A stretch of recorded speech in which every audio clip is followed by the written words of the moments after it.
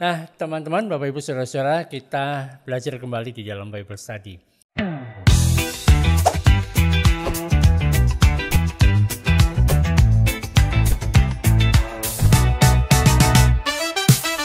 Kita melihat begini, di dalam kehidupan kita sebagai orang percaya, secara umum bisa ditemukan ada yang namanya panggung.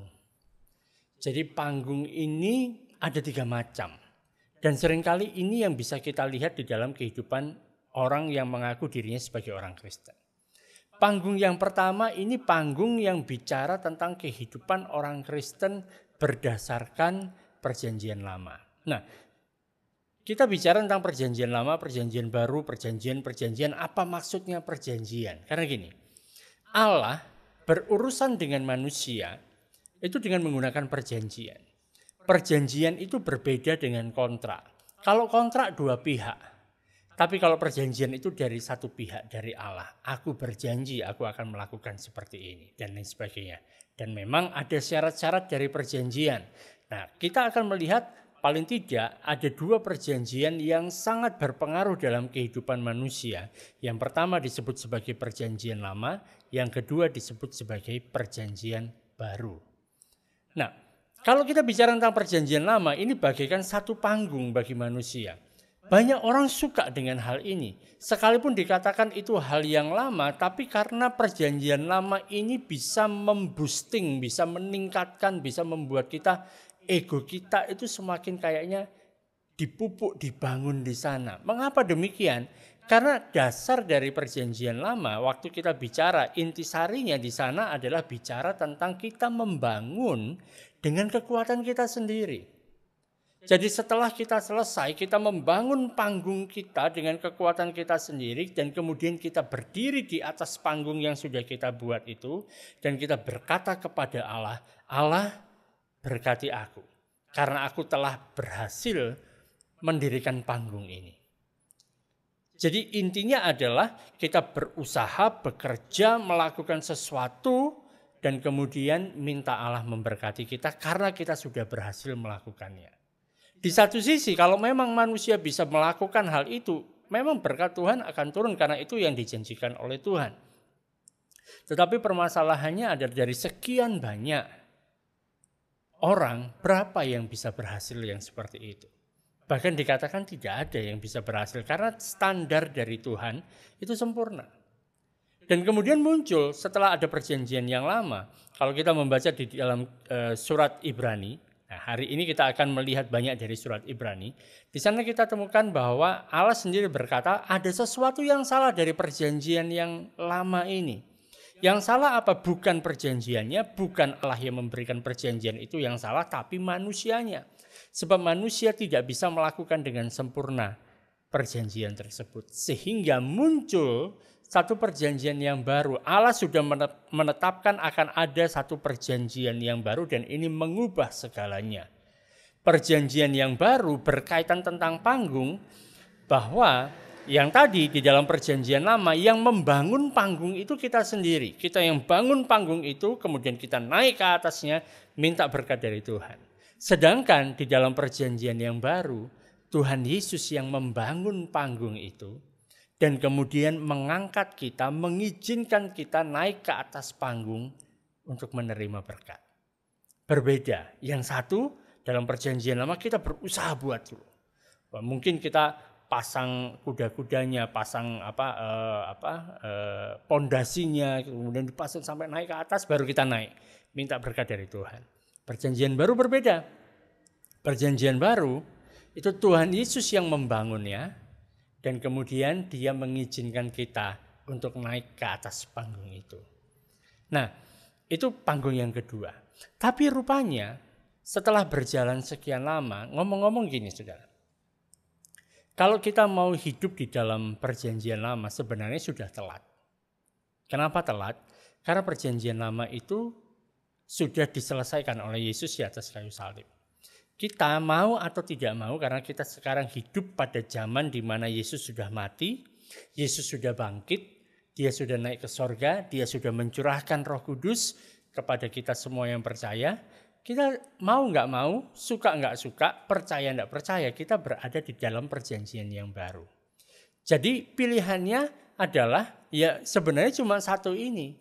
Tapi gara-gara gini, permasalahannya adalah bagi manusia itu punya satu hal, kalau dia tidak buat sendiri, kalau dia tidak mengusahakan sendiri, kalau kemuliaan itu dia nggak dapat bagian di dalamnya, itu agak kurang afdol, agak kurang enak. Jadi mereka kemudian muncul bagi orang-orang yang sudah tahu dalam perjanjian lama, kita ada dalam perjanjian baru, tapi mereka kemudian menggabungkan kedua hal ini untuk membangun panggung yang ketiga. Panggung yang ketiga mengatakan seperti ini, terima kasih Tuhan Yesus, Engkau telah memberkati aku karena Tuhan Yesus sudah mati bagiku. Tapi juga aku mendapatkan berkat ini karena usahaku juga. Jadi combine, digabung. Orang berpikir kan kalau digabung itu kan pasti lebih bagus gitu ya. Jadi kita menggabungkan antara karya Kristus dan perbuatan kita sendiri digabung. Perjanjian lama dan perjanjian baru digabung menjadi satu. Karena aku sudah melakukan yang terbaik, karena itu Tuhan berkati aku. Ya terima kasih buat Yesus sudah mati bagiku, tapi sekarang untuk aku bisa mendapatkan yang ini, yang itu, mendapatkan kesembuhan, mendapatkan kekuatan, mendapatkan misalnya berkat dan sebagainya. Ini aku harus berusaha, aku sudah melakukan ini, itu dan sebagainya. Ini panggung yang ketiga.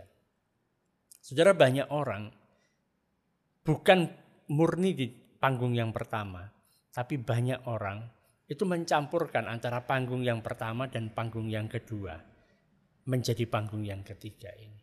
Mencampurkan antara Injil, berbicara tentang kabar baik, berbicara tentang karya yang sudah diselesaikan Kristus dengan perbuatan dirinya dia sendiri. Ini yang paling banyak. Paling banyak kita ketahui, paling banyak kita temukan. Bahkan mungkin ada hal-hal dalam kehidupan kita di mana kita belum sepenuhnya bersandar kepada Injil. Belum sepenuhnya bersandar kepada apa yang sudah dilakukan Kristus bagi kita. Kita masih memasukkan usaha kita sendiri supaya kita mendapatkan berkat dari Tuhan. Supaya kita bisa berkenan kepada Allah. Supaya banyak hal yang berkaitan dengan Tuhan. Karena itu saudara, karena kita berada sebenarnya di dalam perjanjian yang baru, harusnya kita semua berdiri pada panggung yang kedua, di mana Kristus sudah selesaikan semuanya. Pada waktu dia tergantung di atas kayu salib dan dia berseru tetelestai, sudah selesai, beneran sudah selesai. Segala sesuatu yang kita butuhkan untuk kita bisa mendapatkan apapun berasal dari Tuhan, berasal dari Allah, sudah diselesaikan oleh Tuhan Yesus. Karena itu saatnya bagi kita untuk menghancurkan panggung yang ketiga, di mana mencampurkan antara Injil dan perbuatan kita sendiri. Mari kita berpegang pada satu saja, kepada Yesus Kristus Tuhan kita dan Juru Selamat kita. Kenapa? Karena kita nggak bisa menyelamatkan diri kita sendiri. Kita tidak bisa melakukan itu dengan kekuatan kita. Mau mencoba dengan cara seperti apapun juga tidak akan bisa. Karena itu kita butuh yang namanya Juru Selamat. Kita membutuhkan Tuhan Yesus. Harusnya kita berdiri di atas panggung yang disediakan oleh Tuhan Yesus yang sudah dia bangun, yang sudah dia dirikan melalui kematiannya dan kebangkitannya. Jadi harusnya hanya Yesus saja. Nah, untuk itu kita akan lihat di dalam firman Tuhan. Mari kita buka di dalam surat Ibrani pasal yang ke-9 ayat yang ke-23 sampai di pasal yang ke-10. Bacaannya agak cukup panjang. Mari kita ikuti sama-sama, buka Alkitabnya, disimak baik-baik. Setelah itu kita akan masuk dalam penjelasan lebih lanjut. Oke? Ibrani pasal yang ke-9, ayat yang ke-23. Saya bacakan. Jadi segala sesuatu yang melambangkan apa yang ada di sorga haruslah ditahirkan secara demikian. Tetapi benda-benda sorgawi sendiri oleh persembahan-persembahan yang lebih baik daripada itu.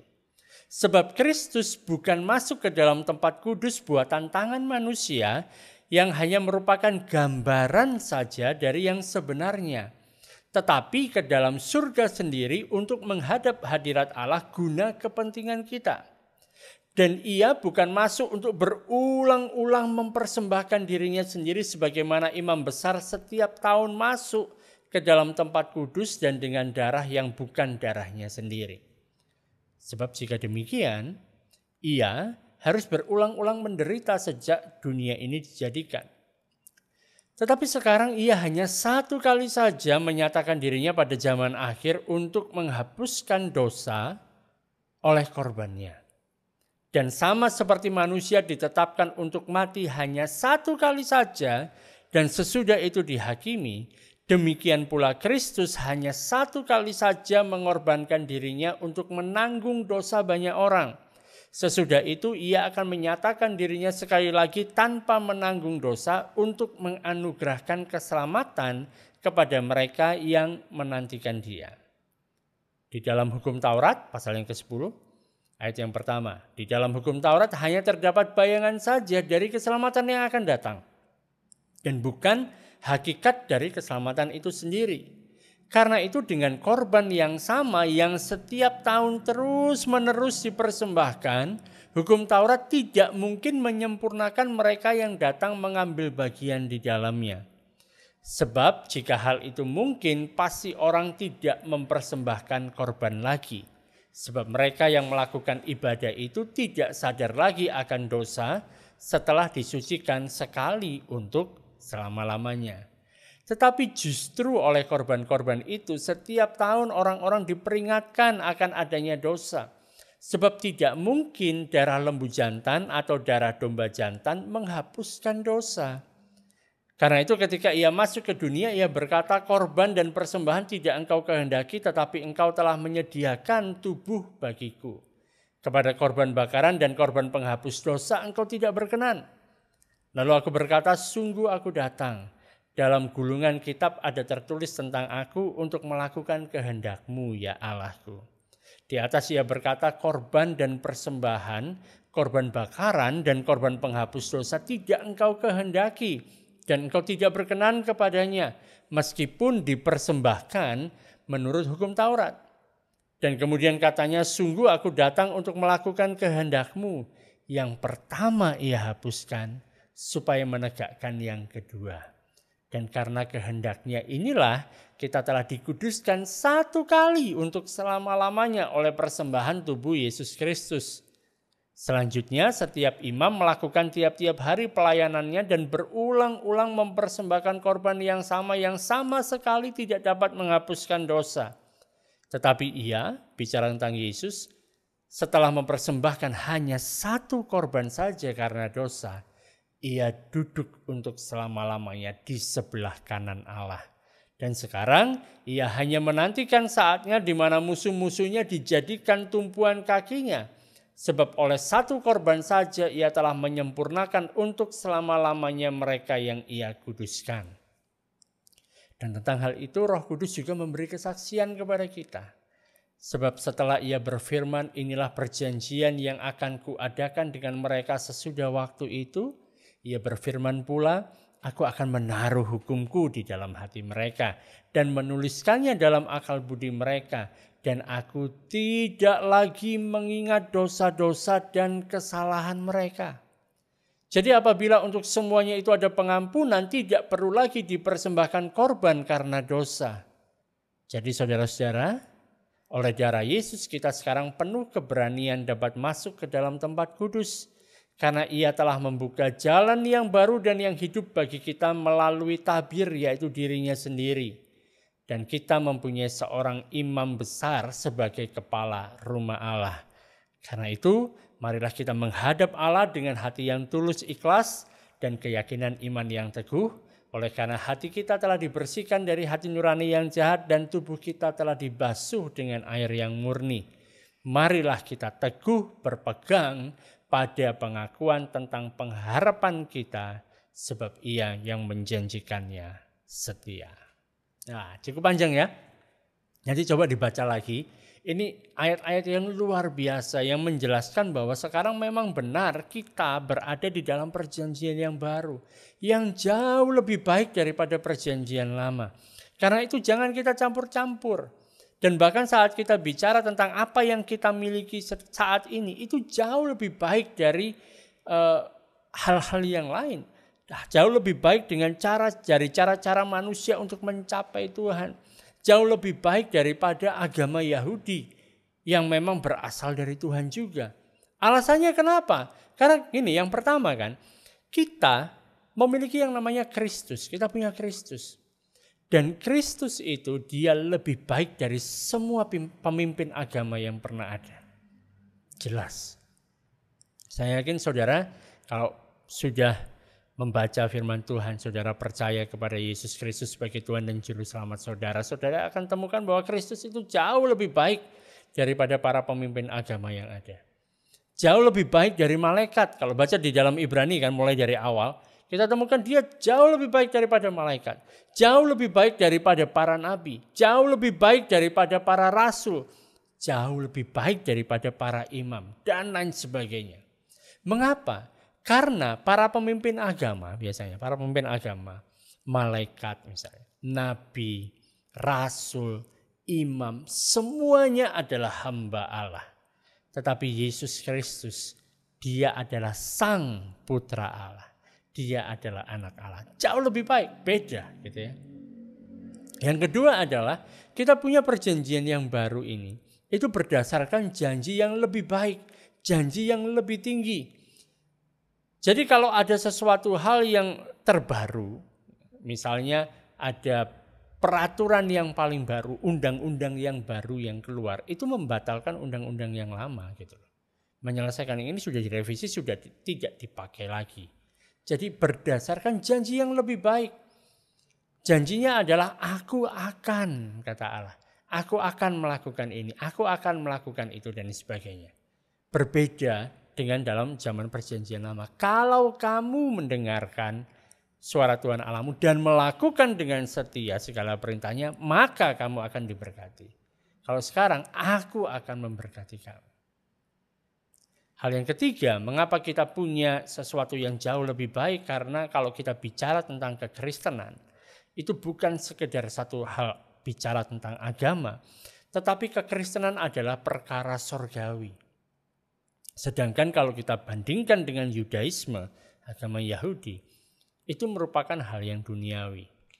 Mengapa bisa dikatakan demikian? Mengapa saya bisa mengatakan bahwa Yudaisme atau agama Yahudi ini punya hal yang berkaitan tentang hal yang duniawi dan bukan hal yang sorgawi? Karena yang mereka miliki itu salinan. Yang mereka miliki itu bayangan.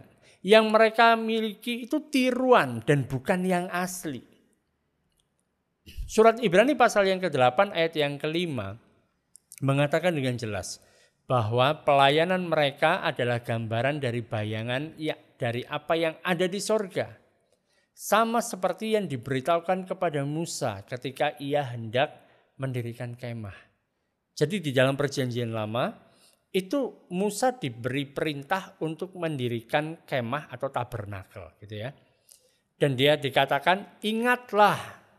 Firman Tuhan mengatakan demikian, bahwa engkau harus membuat semuanya itu menurut contoh yang telah ditunjukkan kepadamu di atas gunung. Jadi waktu Musa dia harus membangun kemah, di mana ada pelataran, di mana ada ruang kudus, ruang maha kudus, dan semua peralatan yang ada di dalamnya. Itu merupakan salinan. Itu merupakan tiruan seperti yang pernah ditunjukkan Allah kepada dia. Nah karena itu saudara, dalam kehidupan kita sebagai orang percaya, sangat penting bagi kita untuk mengetahui hubungan antara kitab-kitab perjanjian lama dan kitab-kitab perjanjian baru. Hubungan antara perjanjian lamanya dan perjanjian baru. Karena gini, kalau kita bicara tentang kitab-kitab ya, di dalam kitab-kitab yang masuk di dalam kumpulan kitab-kitab perjanjian lama, di situ juga bisa bicara tentang perjanjian baru yang akan datang, gitu ya, pada waktu itu. Tapi waktu kita membaca dalam kitab-kitab perjanjian baru, seringkali juga di sana juga bicara tentang perjanjian yang lama. Karena itu kita harus bisa membedakan yang mana ini sedang bicara tentang perjanjian lama atau bicara tentang perjanjian baru. Dan keduanya ini ada hubungannya. Bukan tidak ada hubungannya. Karena ada orang-orang, sekelompok orang Kristen, ada beberapa kelompok, bukan sekelompok ya, beberapa kelompok orang Kristen, yang kemudian mereka membaca kitab-kitab perjanjian lama, mereka menemukan hal-hal yang dilakukan dalam perjanjian lama, dan mereka menganggap bahwa orang Kristen harus melakukan seperti apa yang tertulis di sana. Banyak hal, gitu. Dan mereka berpikir harus seperti ini kalau kita mau mendapatkan berkat dari Tuhan. Harus melakukan hal-hal ini supaya bangsa kita diberkati. Dan lain sebagainya. Jadi ada orang-orang, ada kelompok-kelompok yang memang mengatakan bahwa ini loh, karena ini kan sudah ada di dalam Alkitab juga. Dalam perjanjian lama, memang bicara tentang perjanjian lama, tapi kita harus lakukan sebagai orang percaya, sebagai orang Kristen. Sedangkan ada kelompok lain yang mengaku bahwa sekarang aku percaya kepada Injil. Aku percaya kepada kasih karunia semua karena Yesus. Bukan karena kita. Memang betul gitu ya. Memang betul. Tapi kemudian mereka menganggap bahwa perjanjian lama ini sudah nggak ada gunanya. Kitab-kitab perjanjian lama ini nggak ada faedahnya lagi. Dianggap sudah kadaluarsa. Nggak berlaku lagi. Sehingga dia hanya menggunakan kitab-kitab perjanjian baru saja. Masalahnya, waktu kita baca dalam kitab-kitab perjanjian baru, ada dong, di sana masih ada yang bicara tentang perjanjian lama. Jadi gimana gitu? Tapi ada kelompok orang yang seperti ini. Aku nggak mau kalau baca perjanjian lama kan sudah lama. Sekarang kita ada dalam perjanjian baru. Saudara, Allah ingin supaya kita memiliki seluruh firman-Nya secara utuh. Dan kita bisa menghubungkan antara kitab-kitab yang ada dalam perjanjian lama, atau kita bisa menghubungkan perjanjian lama dengan perjanjian baru. Dengan cara yang benar. Karena memang tujuannya seperti itu. Allah memberikan secara utuh, bukan kemudian yang ini gak usah, sekarang sudah ada yang lain. Gak begitu. Semuanya dengan urutan, dengan hubungan yang benar. Perjanjian lama itu tidak ditiadakan. Sebab Tuhan Yesus sendiri mengatakan tidak satu titik pun dari hukum Taurat itu akan dihapuskan. Tetapi saat ini di dalam perjanjian baru, sekalipun tidak ada satu titik pun dalam hukum Taurat ini yang dihapuskan, kita tidak mengikuti hukum Taurat itu. Sebab saat ini kita punya gagasan, kita punya prinsip, sekalipun ada di dalam sana, itu diaplikasikan dalam kehidupan kita dengan cara yang jauh lebih baik. Sebab apa? Sebab hukum Taurat itu telah digenapi di dalam Kristus. Jadi kita punya sesuatu hal yang jauh lebih baik. Misalnya gini, tadi saya sempat singgung kan. Di dalam Taurat Musa itu bicara tentang tabernakel. Pertanyaannya gini, apakah sekarang kita tidak butuh lagi tabernakel?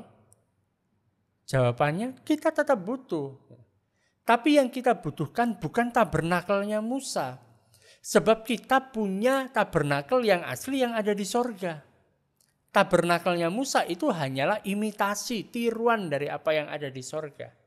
Jadi kita bukan berarti kita nggak butuh tabernakel lagi, tapi karena kita sekarang di dalam Yesus Kristus Tuhan kita punya tabernakel yang jauh lebih baik. Kita punya yang asli. Kita nggak butuh lagi mezbah, saudara. Saudara nggak butuh mezbah, nggak butuh altar di sini. Tapi apakah berarti kita tidak butuh mezbah? Kita tetap butuh. Yang kita butuhkan adalah mezbah yang ada di sorga. Mezbah sorgawi yang aslinya gitu loh. Bukan yang ada di muka bumi. Itu percuma bagi kita misalnya kan, tiba-tiba saudara mau mengambil kambing, mengambil domba, saudara mau sembelih, saudara mau korbankan buat Tuhan. Untuk apa gitu loh. Kita nggak butuh mezbah ada di bumi. Kita punya mezbah yang ada di sorga. Kita tidak lagi membawa korban seperti di dalam perjanjian lama. Bukan berarti kita nggak punya korban. Kita nggak berkorban lagi, nggak. Kita misalnya datang setiap hari Minggu datang ke gereja gitu ya. Entah gereja saudara alirannya apa, sinodenya apa, terserah gitu ya. Tapi datang ke gereja saudara tidak lagi bawa kambing, tidak lagi bawa domba, tidak lagi bawa lembu dan sebagainya, bawa burung, enggak perlu gitu. Tapi apakah berarti kita nggak butuh korban? Kita ada, kita punya korban. Kita punya korban yang jauh lebih baik. Kita punya Yesus yang sudah berkorban bagi kita. Saudara, dalam gereja pada saat ini, sebenarnya kita tidak punya imam. Kita tidak membutuhkan imam ada di bumi ini, di mana kita bisa datang sama dia, mengaku dosa sama dia. Tidak butuh lagi, saudara. Kenapa? Karena kita punya imam besar agung yang jauh lebih baik. Jadi bukan semua yang ada dalam perjanjian lama udah selesai. Enggak, kita berlanjut kepada yang lebih baik. Karena kita punya yang asli. Jadi bukan berarti semuanya itu sudah selesai. Sekarang kita sudah enggak perlu barang-barang itu dan lain sebagainya. Enggak, kita semuanya tetap membutuhkan. Tapi itu semua sudah digenapi di dalam Kristus. Kita punya dalam bentuk yang jauh lebih baik. Kita punya tabernakel, kita punya imam, kita punya mezbah. Bukan di muka bumi ini, tapi di sorga. Karena itu jangan kita bersandar kepada yang imitasi. Jangan kita bersandar kepada yang tiruan. Jangan kita bersandar kepada bayangan. Kalau kita lihat gini loh. Sudah pernah lihat bayangan kan? Kalau misalnya ada cahaya dan kemudian ada sesuatu benda yang menghalangi cahaya itu, di belakang benda tersebut akan muncul yang namanya bayangan. Kalau misalnya pagi-pagi gitu kan, pagi-pagi matahari bersinar menerangi kita dan kita bisa lihat bayangan kita. Bayangan kita. Yang aneh adalah gini, seringkali orang percaya, orang Kristen tidak mau langsung bicara kepada Yesus. Maunya bicara sama bayangan. Itu jadi masalah, saudara. Sama misalnya kayak gini, sekarang saudara bisa melihat saya melalui aplikasi Google Meet ini ya. Yang saudara lihat itu bukan saya secara aslinya. Saudara melihat bayangan saya di layar HP saudara, di layar komputer saudara. Itu bayangan. Tapi kalau misalnya kemudian saya datang ke rumah saudara, bertamu ke sana, kita bisa bertemu, kita bertatapan muka. Tapi kemudian waktu saudara mau bicara sama saya, sebentar, minta link Google Meet-nya dulu, saya mau ngomong lewat Google Meet saja. Padahal kita berdekatan ini. Kan ya enggak gitu. Yang aslinya sudah ada, ya sudah kita dengan yang aslinya. Kita enggak perlu pakai Google Meet lagi, enggak usah beli kuota internet dan sebagainya, enggak perlu. Langsung saja. Jadi kita tahu dari sini bahwa bayangan itu tidak akan banyak menolong. Tapi satu hal yang penting dari bayangan adalah gini loh. Kalau ada bayangan, artinya bayangan itu menunjukkan kepada sosok aslinya. Jadi sama seperti misalnya saudara melihat bayangan saudara, melihat bayangan pasangan saudara, suami atau istri, ada bayangannya lewat gitu kan. Saudara pasti tahu, pasti orang itu ada di sana juga gitu. Karena bayangan itu menunjukkan pribadi yang aslinya. Dan kalau kita sudah dapatkan yang asli, ya nggak usah bayangan lagi gitu. Ketemu sama yang asli, bayangan kita abaikan. Nah, pesan yang mau disampaikan oleh surat Ibrani adalah marilah kita tinggalkan yang bayangan. Mari kita berpaling memandang kepada yang asli, memandang kepada Yesus, memandang kepada Dia yang telah menciptakan, yang telah menggenapi, yang telah menyempurnakan imanmu. Dan Dia, yaitu Yesus itu yang akan membawamu sampai akhir menyelesaikan pertandinganmu. Itulah kenapa kita punya kekristenan yang jauh lebih baik daripada yang lainnya.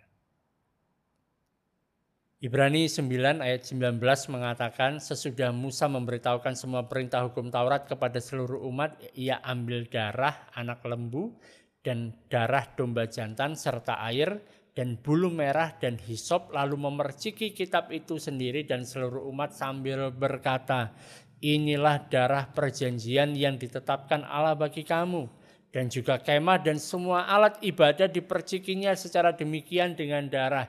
Dan hampir segala sesuatu disucikan menurut hukum Taurat dengan darah. Dan tanpa penumpahan darah tidak ada pengampunan. Di dalam perjanjian lama, Saat berkaitan tentang Allah, saat berkaitan tentang perjanjian, semuanya harus diperciki dengan darah. Dibersihkan itu dengan darah. Saudara, kalau saudara mau nyuci baju kan, bajunya kotor, baju warna putih, baju kotor, saudara cuci pakai sabun. Tapi di sini kan, untuk menyucikan dari sisi Allah kan, cara untuk menyucikan, untuk membersihkan itu pakai darah. Pakai darah. Dan di dalam perjanjian lama, darah yang dipakai adalah darah binatang.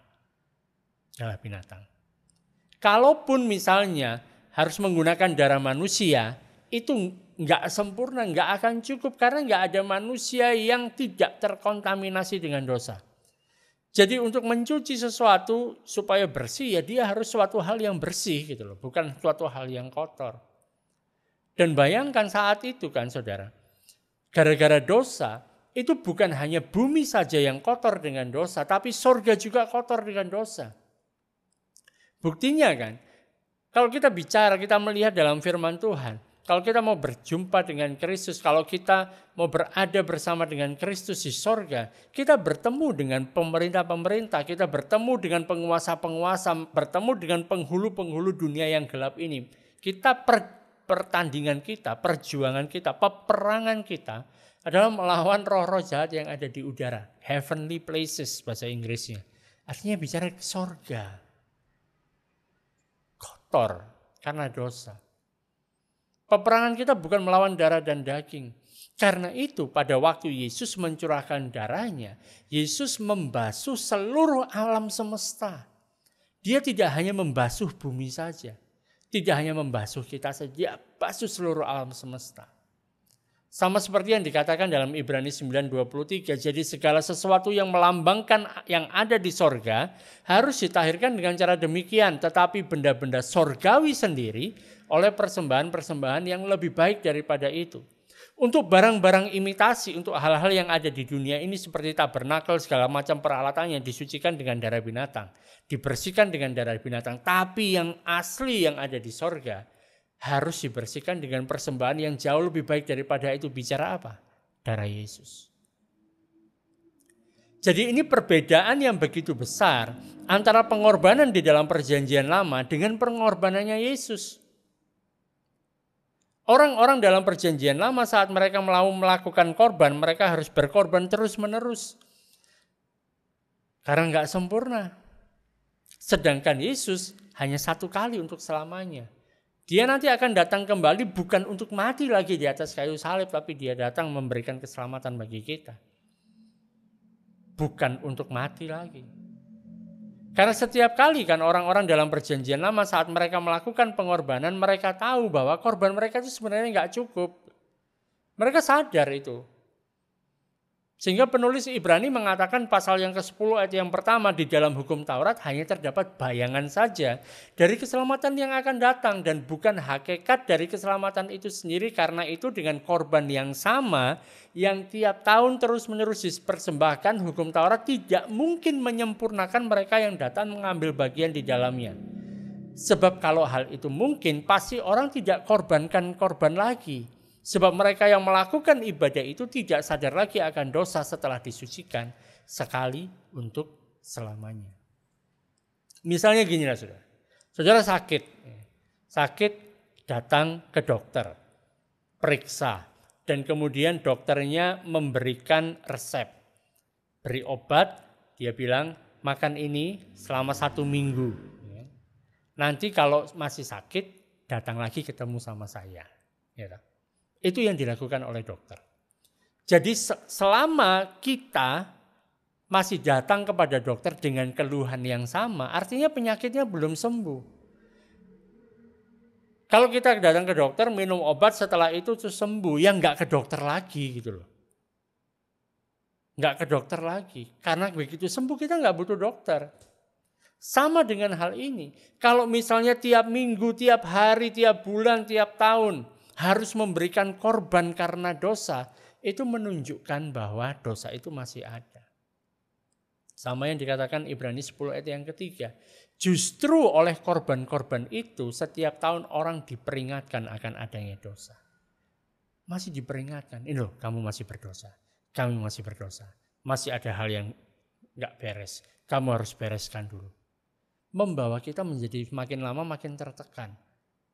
Karena sekian lama ini kita harus melakukan sesuatu untuk membereskan dosa. Bayangkan gimana? Nggak bisa. Hanya Yesus yang bisa selesaikan itu. Dan puji Tuhan, Tuhan Yesus memberikan satu hal yang Dia mau supaya kita lakukan untuk mengingat akan Dia. Supaya kita tidak fokus kepada dosa.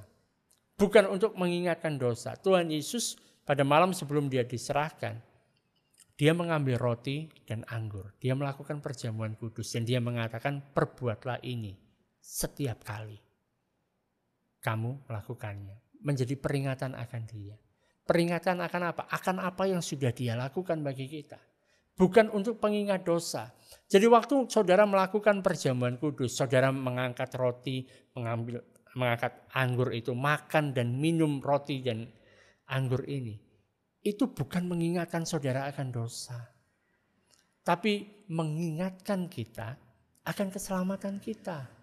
Bahwa Yesus sudah mati bagi aku. Dia sudah menjadi korban sekali untuk selama-lamanya.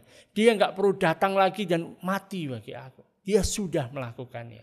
Saat aku makan roti ini, saat aku minum anggur ini, aku mengingat akan Kristus. Aku tidak mengingat akan diriku sendiri. Aku tidak mengingat akan dosa-dosaku sendiri. Jadi waktu kita sebelum melakukannya, mari kita menguji diri, kata Rasul Paulus. Jangan sampai kita makan dan minum itu dengan cara yang tidak layak. Artinya apa? Tidak menghargai, tidak menghormati. Ini adalah tubuh dan darah Tuhan yang sudah Dia berikan kepada kita. Bukan caranya supaya kita bereskan dulu semua dosa-dosa kita. Gimana caranya kita bereskan dosa-dosa kita? Enggak bisa. Hanya darah Yesus yang sudah bereskan. Makanya kita diingatkan. Karena sebagai manusia kita seringkali lupa, saudara, bahwa dosa-dosa kita sudah diampuni. Kita seringkali lupa, makanya waktu kita melakukan perjamuan kudus, kita mengingatkan, Yesus sudah mati bagi aku. Aku punya keselamatan. Dosa sudah dibereskan. Harusnya itu menjadi suatu hal yang menyenangkan bagi kita. Oh, ini ucapan syukur kita. Kita bisa bersyukur karena Kristus sudah melakukan hal itu. Saat Yesus mengatakan sudah selesai, artinya korban bagi penghapus dosa kita itu udah selesai diselesaikan. Dosa sudah dihapuskan, enggak ada lagi. Itu Yesus. Tetapi para imam dalam perjanjian lama, mereka enggak bisa ngomong seperti Yesus sudah selesai, enggak bisa. Tugas mereka tetap berjalan. Di ayat yang ke-11 pasal yang ke-10 surat Ibrani dikatakan selanjutnya tiap imam melakukan tiap-tiap hari pelayanannya dan berulang-ulang mempersembahkan korban yang sama sekali tidak dapat menghapuskan dosa. Tetapi Yesus, setelah mempersembahkan hanya satu korban saja karena dosa, Ia duduk untuk selama-lamanya di sebelah kanan Allah. Saudara, Yesus duduk bukan karena Dia capek. Yesus duduk karena pekerjaannya sudah selesai. Tidak perlu lagi ada pengorbanan yang lainnya. Ayat yang ke-14 mengatakan, sebab oleh satu korban saja, Ia telah menyempurnakan untuk selama-lamanya mereka yang Ia kuduskan. Dia sudah melakukan itu buat saudara. Ayat 15. Dan tentang hal ini, Dia bilang, selama-lamanya Dia telah menyempurnakan mereka yang Ia kuduskan. Tentang hal itu, Roh Kudus juga memberi kesaksian pada kita. Sebab setelah Ia berfirman, inilah perjanjian yang akan kuadakan dengan mereka sesudah waktu itu. Ia berfirman pula, aku akan menaruh hukumku dalam hati mereka dan menuliskannya dalam akal budi mereka. Dan aku tidak lagi mengingat dosa-dosa dan kesalahan mereka. Roh Kudus memberikan kesaksian ini. Bahwa dosa-dosa dan kesalahan kita itu tidak lagi diingat oleh Allah. Bayangkan. Allah tidak lagi mengingat dosa-dosa dan kesalahan kita. Roh Kudus yang menjadi saksi akan ini. Roh Kudus mengatakan, aku tidak lagi mengingat dosa-dosa dan kesalahanmu. Tapi ketemu dengan beberapa orang yang kemudian mereka merasa bahwa masih ada dosa dalam dirinya. Merasa mungkin kan pada waktu Yesus mati di atas kayu salib itu masih ada satu atau dua dosa yang terselip tersembunyi begitu dalam sehingga Yesus gak bisa bereskan. Makanya dia tanya sama Roh Kudus. Roh Kudus tunjukkan masih ada dosa seperti apa di dalam kehidupanku? Tahu jawaban Roh Kudus? Roh Kudus bersaksi bahwa dosa-dosa dan kesalahanmu aku sudah enggak ingat lagi. Kenapa? Karena Yesus sudah mati. Yesus sudah mencurahkan darahnya. Jadi kalau misalnya saudara berdoa, meminta kepada Allah, minta pada Roh Kudus tunjukkan masih ada dosa apa lagi yang tersembunyi dalam hidupku, yang belum dibereskan, yang masih mengikat aku. Dan kemudian Roh Kudus bicara sama saudara, kamu masih punya dosa ini. Percayalah, itu bukan Roh Kudus. Karena Roh Kudus mengatakan, dosa apa? Aku tidak lagi mengingat-ingat dosa dan kesalahan. Kenapa? Karena Yesus sudah menanggung semuanya. Beda dengan kita, saudara. Kita manusia. Kita itu bisa memaafkan. Kita bisa mengampuni. Tapi nggak bisa melupakan. Allah mampu mengampuni saudara. Allah bisa memaafkan saudara. Tapi dia juga melupakan semua dosa-dosamu. Di mata Allah, di hadapan Allah, karena karya Yesus yang sekali untuk selama-lamanya, karena dia sudah mati, dia sudah berkorban sekali untuk selama-lamanya. Saudara dan saya dilihat dia tanpa dosa, tanpa kesalahan. Jadi hati-hati, saudara. Kalau ada orang-orang yang mengarahkan saudara dan mengatakan kamu masih punya ini, itu, dan lain sebagainya. Kalau saudara sudah terima Yesus sebagai Tuhan dan Juru Selamat, dosamu selesai. Kamu punya hubungan yang begitu erat dengan Allah, begitu dekat dengan Allah. Karena itu ayat yang ke-19 Ibrani pasal yang 10 mengatakan, jadi saudara-saudara, oleh darah Yesus kita sekarang penuh keberanian dapat masuk ke dalam tempat kudus. Ayat 19 kan, dalam terjemahan yang lainnya dikatakan, saudara-saudara, oleh kematian Yesus itu kita sekarang berani memasuki ruang maha suci. Jadi bukan sekedar masuk ke dalam ruang kudus, tapi masuk ke dalam ruang maha kudus. Kita punya keberanian. Jadi bukan mengatakan gini, kalau jemaat itu ya mereka berada di pelataran gitu loh. Ada pengajaran yang mengatakan gitu, jemaat ada di pelataran. Sedangkan kalau yang masuk ke dalam ruang kudus ini ya orang-orang yang melayani, misalnya para pemusik gitu kan, para diaken misalnya itu ada di ruang kudus, sedangkan pengkhotbah itu ada di ruang maha kudus. Itu pengajaran entah dari mana gitu ya. Tetapi firman Tuhan mengatakan dengan sangat jelas, Ibrani 10 ayat yang ke-19. Jadi saudara-saudara, oleh darah Yesus kita sekarang penuh keberanian dapat masuk ke dalam tempat kudus atau tempat maha kudus di mana Allah ada. Mengapa? Karena Yesus dia telah membuka jalan yang baru dan yang hidup bagi kita melalui tabir, yaitu dirinya dia sendiri, melalui tubuhnya dikoyakkan, melalui kematiannya. Dan sekarang kita mempunyai imam besar sebagai kepala rumah Allah. Karena itu, marilah kita menghadap Allah dengan hati yang tulus ikhlas dan keyakinan iman yang teguh. Karena hati kita sudah dibersihkan dari hati nurani yang jahat dan tubuh kita dibasuh dengan air yang murni. Marilah kita dengan teguh berpegang pada pengakuan tentang pengharapan kita. Sebab ia yang menjanjikannya setia. Saudara, ini yang kita miliki. Karena kita sekarang berada di dalam satu perjanjian yang baru, perjanjian yang jauh lebih baik, yang bukan berdasarkan pada kita sendiri. Panggung itu bukan kita yang membangunnya, tapi Yesus sudah kerjakan. Yesus sudah bangun itu dan dia mengizinkan kita untuk berdiri di atas sana, di mana kita bisa menikmati segala sesuatu yang berasal dari Tuhan, menikmati janji-janjinya, menikmati berkatnya, menikmati perlindungannya, menikmati segala sesuatu. Bukan karena kita, tapi karena Yesus. Karena Yesus. Bahkan dia tidak lagi mengingat-ingat dosa dan kesalahan kita. Ini kita di dalam perjanjian baru. Nah, konsep seperti ini, konsep tentang perjanjian lama dan perjanjian baru bisa disimpulkan begini. Perjanjian lama bicara tentang aku. Apa yang bisa aku lakukan. Aku harus melakukan ini, maka nanti Allah akan melakukan sesuatu. Tapi perjanjian baru di mana sekarang kita hidup, karena Yesus sudah mati, Yesus sudah bangkit, Yesus sudah naik ke surga, Dia sudah mencurahkan Roh Kudus bagi kita. Kita ada dalam perjanjian yang baru berdasarkan karya Kristus, bukan berdasarkan kita. Kita menjadi orang yang kudus, kita bisa menjadi orang yang berkenan, kita bisa menjadi orang yang sempurna di hadapan Allah, menjadi orang yang tanpa dosa karena Kristus. Jadi ini adalah hal yang perlu di mana kita memperbaharui pikiran kita sesuai hal itu. Jadi waktu kita melihat perjanjian lama, kita melihat dari kacamata perjanjian baru, di mana segala sesuatu sudah diselesaikan oleh Yesus. Jadi kita bisa, oh ini maksudnya begitu gitu loh. Kalau di dalam perjanjian lama mengatakan begini, sekarang di dalam Kristus seperti apa?